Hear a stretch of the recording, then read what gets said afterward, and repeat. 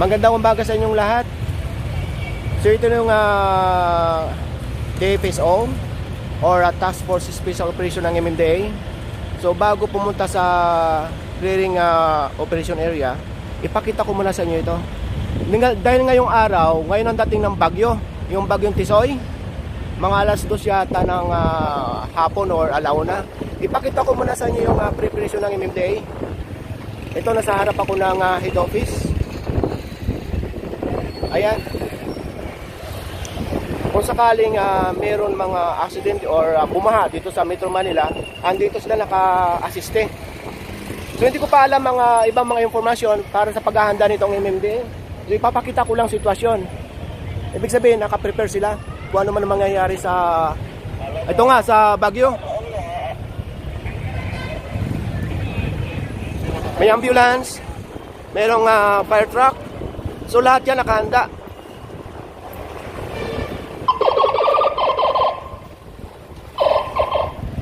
Ito yung Team Bravo, Team Alpha, saka yung Team Charlie.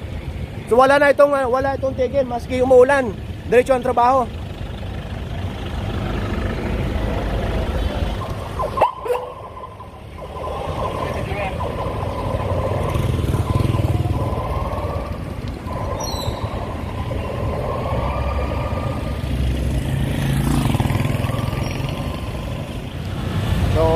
Andito ngayon ang team ng MMDA along Bonifacio Drive or Mel Lopez Boulevard. Ito lagi na itong nadadaanan hindi pa rin umaalis. Pero ito yung nadaanan ng MMDA. Ito mga jeepneys na ito. Ito talaga ang sanhi ng traffic dito sa may Anda Circle. Ayan, ito yung Anda Circle. Ito yung gate ng Intramuros, papasok.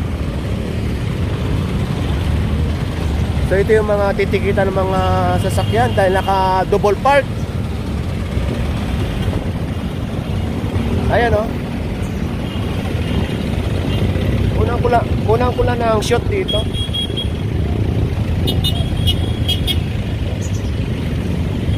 Ayan ang mga jeepneys na naka double park.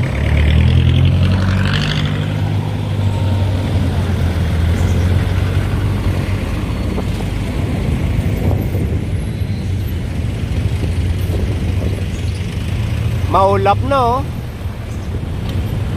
Ang dating kasi ng bagyo rito mga around 12 PM to 2 PM today.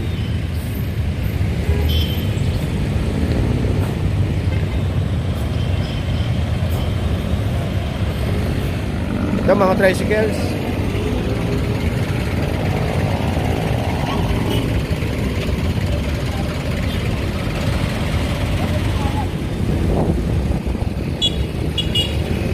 Wala nga palang truck ngayon dahil nga yung mga trucks ay kasama sa preparation ng MMDA dahil nga dito sa bagyong darating.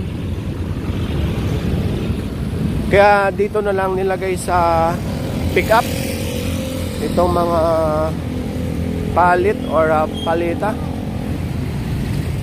Yung ibang team ng MMDA ando doon.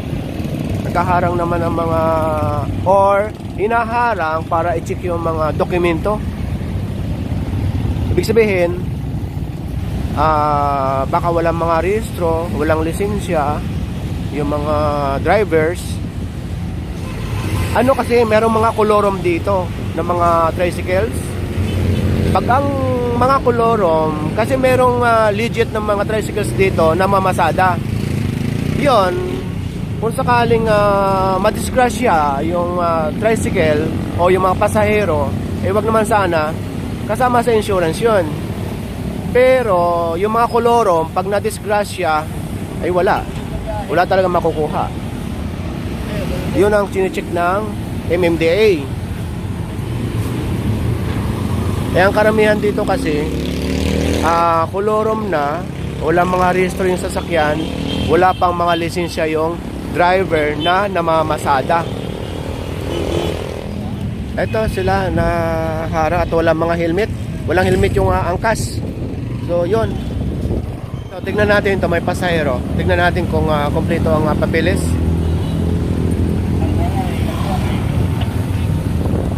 Pumapasada ka. Pumapasada ka. Gamit yung business, student ready. Dapat professional.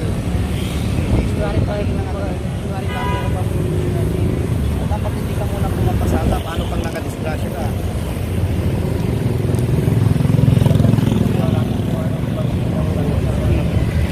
Student permit. Oh, yan ang sinasabi ko sa inyo kanina mga kabayan. Pag ang mga tricycle dito ay namamasada at walang rehistro, walang insurance yung pasahero. Ayan oh. Gamit na license yun. Kung ano man mangyari sa pasahero, walang makukuha dahil nga kolorum ang mga ito. Ito, i-advise na lang yung pasahero na ilipat sa or sumakay sa mga registered na mga tricycle na pumapasada rito. Ito yung yung pasahero na alalayan ng MMDA para tumawid sa kabila. Malapit na lang pala eh.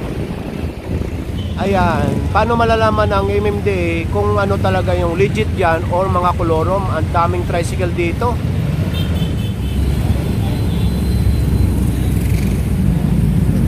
Ano ito sir? May papeles? Wala sir, naiwan daw. Ah, yun. Ito, tanungin naman natin ito mga ito. Ito namamasada ito eh, namamasada itong dalawang ito. Ah sir, tanong ko lang, may kompletong papeles yung rehistro? Hindi. Wala rin. Without sidecar rin. Lahat pinababa na, pinalipat sa ibang yung hindi mga kolorum na tricycle. Dito nga pala mga kabayan sa lugar na ito, dito sa may Anda Circle. Malapit lang yung sa Intramuros eh. Lalong-lalo na dito sa kahabaan ng Mel Lopez Boulevard. So ayon sa observation ko, mas lamang yung mga kolorom na tricycle, walang lisensya at mga walang helmet. Katulad nito. So andito na tayo sa loob ng Intramuros at yung mga illegally parked dito, titikitan lahat. Ayan ang Manila Cathedral. Ito, sakop na ito ng Barangay 656 itong Intramuros. Nasa loob tayo nasa loob ng Intramuros. Pinakaloob ng Intramuros. Sir. Ayan.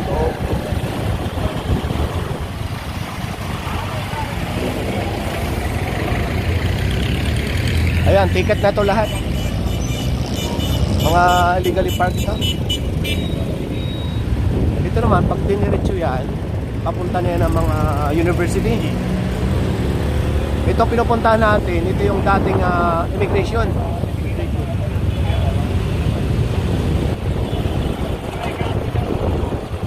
Ayan mga kabayan, yan yung dating immigration. Hindi ko alam kung bukas pa yan. Bukas pa sir? Ah, bukas pa pala. Pero yung iba, ando na sa BGC, sa may Fort Bonifacio. Ito mga illegally park pala ito. Ito lang ang legit sa kanan sir. Ito legit ito.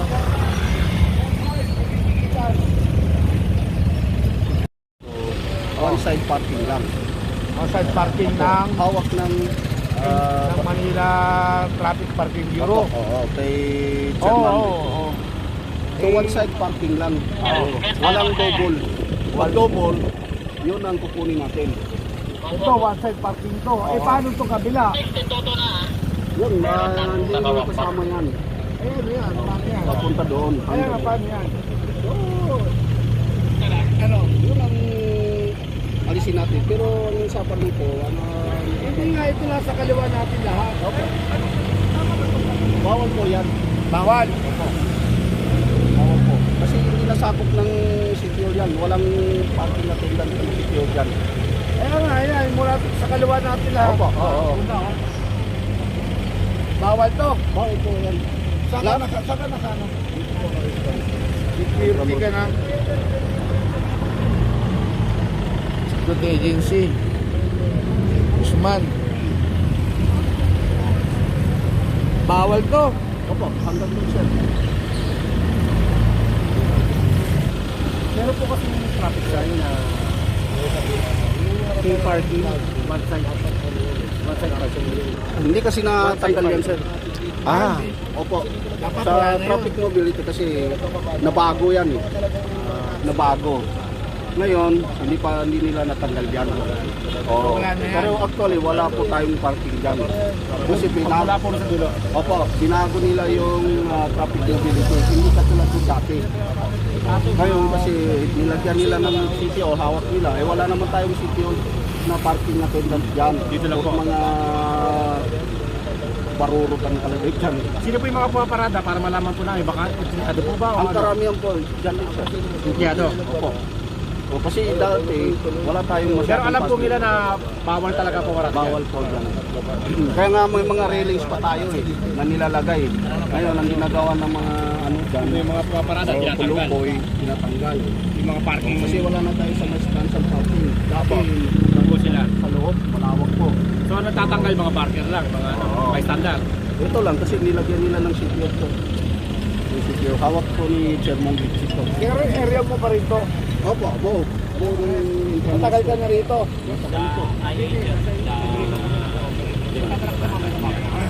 Sa immigration po yan, karamihan dyan.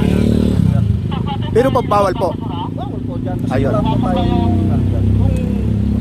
kung pwede yan, maglagay yung mga ano sila, maglagay yung CTO ng parking attendant katulad nito. Oo. Hindi kasi before kasi weekday. Patanggal natin yan.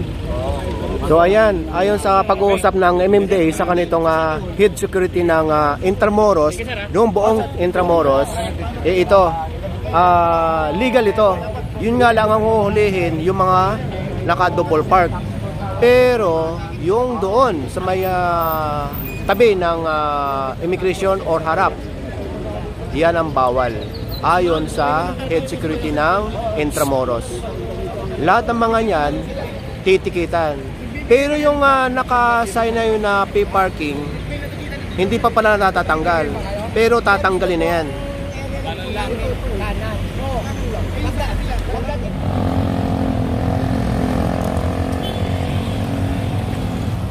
Ito yung sinasabi ng head ng security ng Intramuros na hindi pa natatanggal.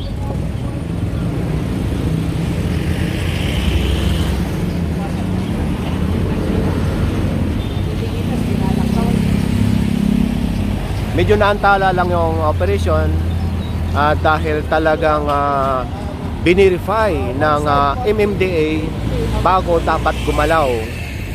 So bali, 3 tao ang kinausap ng MMDA o ni Colonel bago tinuloy ang bigyan ng aksyon ito.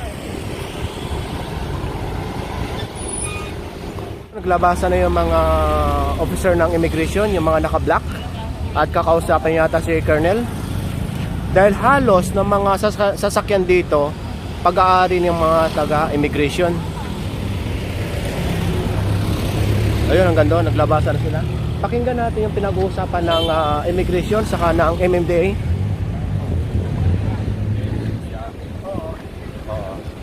Allowed kami mag-park dito kasi nag-request kami sa kanya. Siyempre, building. Opo, mamulan. Hindi, this year lang. Several few months ago. Ito nga pala, kausap ng ni Colonel ng MMDA, itong pinaka-head security ng immigration. In-approve na nila. So, hindi na nila kasi in-approve ko naman na eh. Sabi niya, if you want, you can go Ito nga pala ang uniform nila, yung mga naka-black.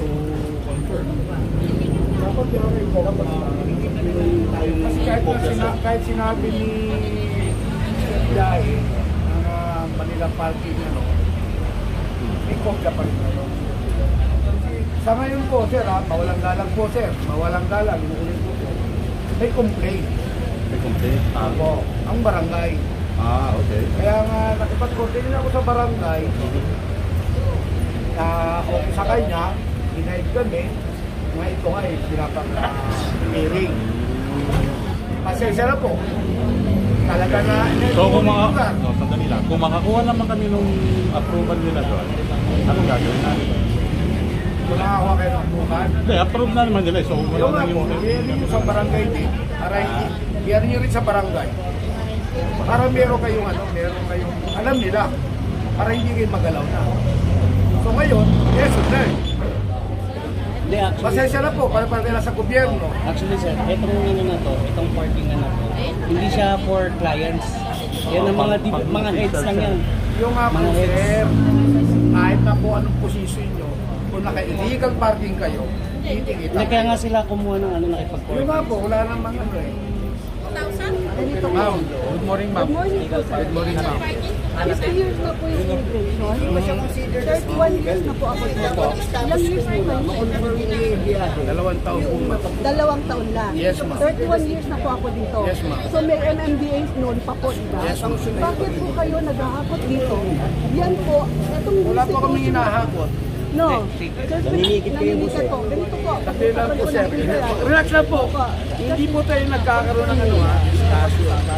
May clearance po kami sa barangay, ma'am. Saan siya? Kasi ganito sir ha, ganito sir. May request ang barangay na i-clear ang barangay 656.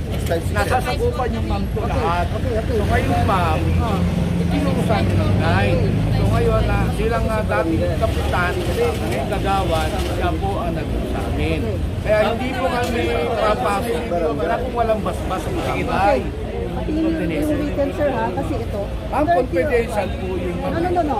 Walang confidentiality. Institution Bureau of Immigration po, 50 years na ng building. Sir, 31 years ako sa Bureau. MMDA, wala pong sinapatupad na ganyan. Kung gusto nyo pong tiketan, doon po. Kasi ito, mga officials po ito. Yun. Officials po ito. Manila Parking, parking attendant. Yan ang ano, kasi ng Bureau eh. Kaya nga, Ganito po. Sir, ma'am, ganito. sir, kung retired police po kayo, retired marines po ako, sir. Ganito, sir. Colonel Ross po, sir. Retired marines. Colonel Rojas. Sana po, ayusin natin sa ano. Ayusin natin. Hindi po ako nakabata at Opo. bilang retired marines ako. Ako yung chief admin po kita. Opo, ma'am. 31 years ako. Yes, ma'am. Kung sino po yung nag-uutos sa inyo, sige, punta kami doon. Yes, ma'am. Huwag niyo pong tetikatin po ito. So ngayon ma'am, nalatagan na po ma'am. Oo. Nalatagan na po. So ngayon kung meron kayo, yan nyo na si barangay. Sige, sino Yun lang. pong barangay? Ma'am, hindi ko pa kilala kasi Barangay. kami po Yung barangay captain dito, Karanto yun eh. hindi ko po alam yun. Pasensya na po. Pasensya na po. Andito po yung taga-western, nag-usap-usap kami lahat, may basbas. So ngayon po ma'am, pasensya na po sa ngayon. Mawalang galak po ma'am. Nirespeto ko po yung paliwanag nyo, nirespeto yung ano ni Chief, retired police. Ako rin din po yung retired colonel sa Marites. Kaya nga po sir, kung sino nag-uutos sa inyo, kausapin ko.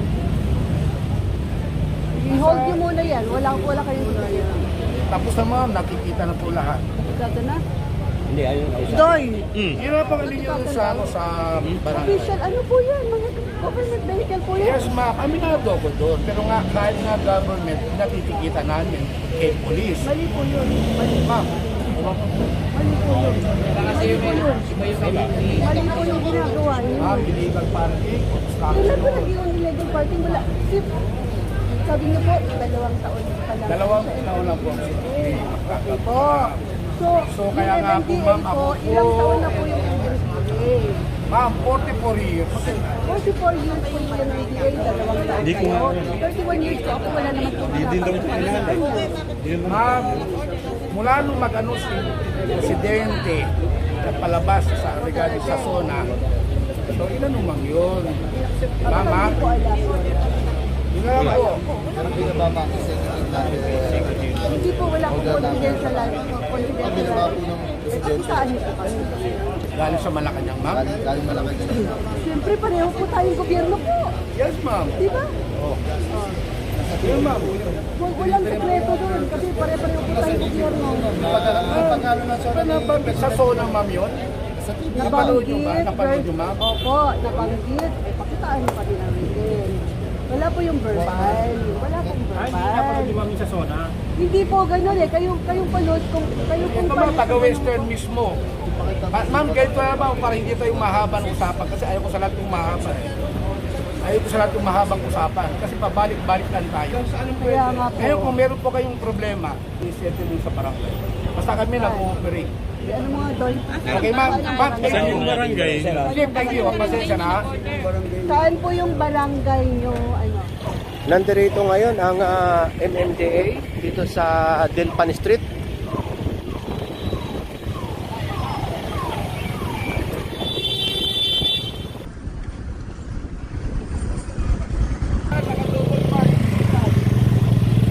Ito yung mga nakapark na yan, legit yan. Yung mga titikitan lang ng MMDA, itong mga naka-double park. Ito, maabo na. Darating na yung bagyo.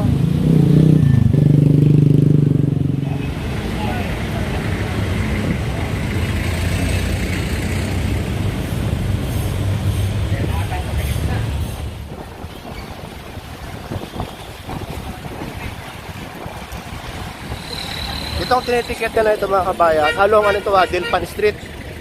Yung sa banda doon, pag kumaliwa, yun na yung Saragosa. Helmet, nakachinilas. Ito, nagpe-prepare na yung ibang team na sumusuot na ng raincoat. Dahil uulan na. Ayun na yung bagyo. Oh.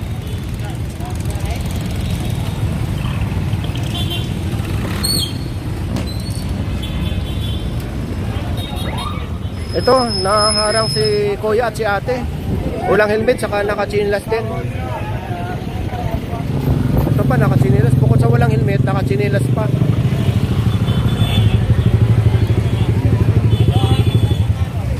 Kuya at ate. Ito, Saragosa na ito. Papunta na yan ng Regional 10. Ito na, umulan na. At ina-advise na ni Colonel na magsuot ng kapote. So ano ito, walang tigil. Rain or shine ito. Ibig sabihin talagang rain or shine. Walang tigil nitong clearing operation.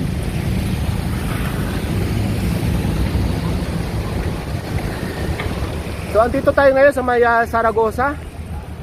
At palabas na ng R10 or Radial 10. Ito na yung team ng MMDA dito na sa may Radial 10 o R10. Maulan na, talagang walang entry itong clearing operation. Maski dito na si Tisoy. Ayan o. Alauna ang dating ng bagyo o alas 10. Ayan. Tisoy nga pala ang pangalan ng bagyo ngayon at tatamaan ng Metro Manila. Pero baka mapaaga si Tisoy yung bagyo pagka hindi na traffic. Or baka hindi siya matuloy dahil masama ang panahon. Di ba?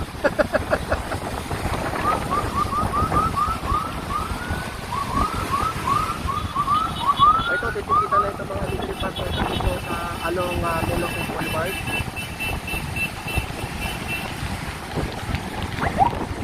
Wala kasi yung scope na yun or yung truck. Dahil nga naka-ready sa Metro Manila, baka may mga lugar na prain. So, alerto sila doon.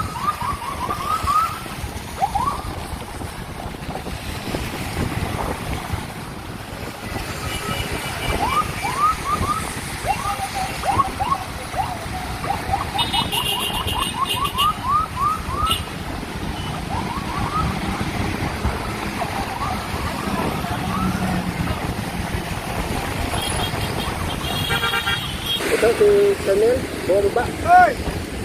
Dahil tatakbo itong van.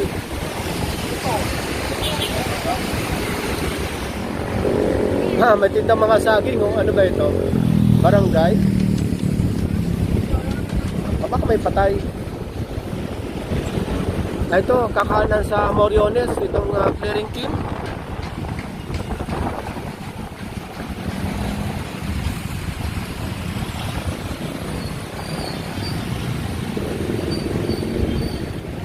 Yun, tumigil ang ulan. Ayan, bumaba na si The Punisher.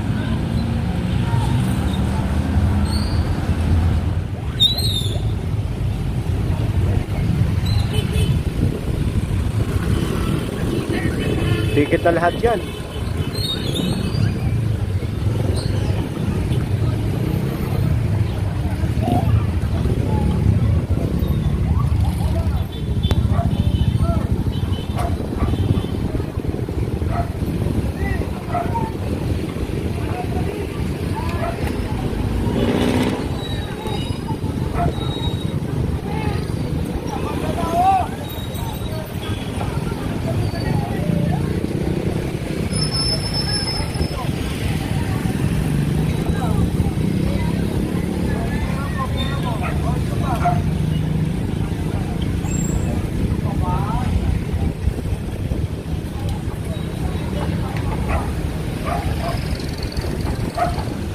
Ito, parating na tayo sa may kanto ng Moriones sa kanitong Dagupan. At papasadahan ulit ng clearing team itong Dagupan. Ito na yung Totoban Center. Lumalakas na naman ang ulan.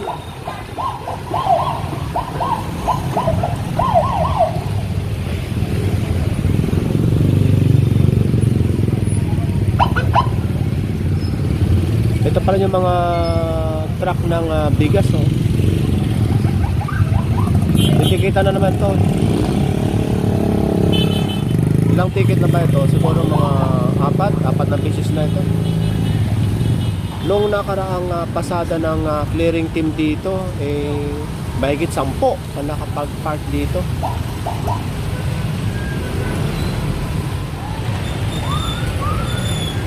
Tatanungin ko nga pala kay Colonel kung kaya ng towing truck ito. Pero malaki ito pag ito tow. Puno pa naman yung impounding area, kaya tikit-tikit na lang muna ngayon. Lakas na ng ulan, saka malakas na yung hangin.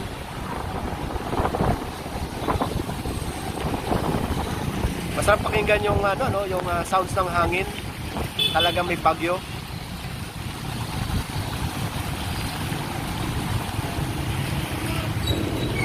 Yun, sa bandang kaliwa, mga naka-oxley yung uso.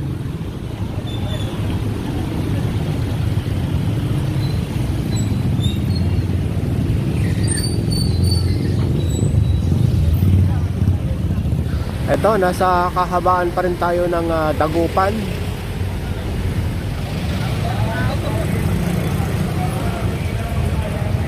Ito kasi, itong team na ito nag-aantay dahil nga doon sa mga trucks at ilang trucks din yung tinikitan doon.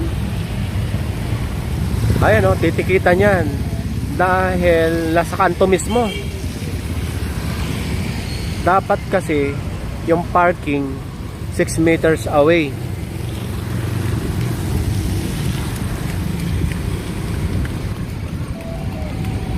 Ayan, natikita na siguro ng isa nating kasama. Ayan, ang dami na naman ulit, oh. Alam tayo man ito. Yung kung natatandaan niyo yung mga nakaraang video dito sa may Tayoma, ngayon yung maraming motor noon. Ang dami na naman nakapark.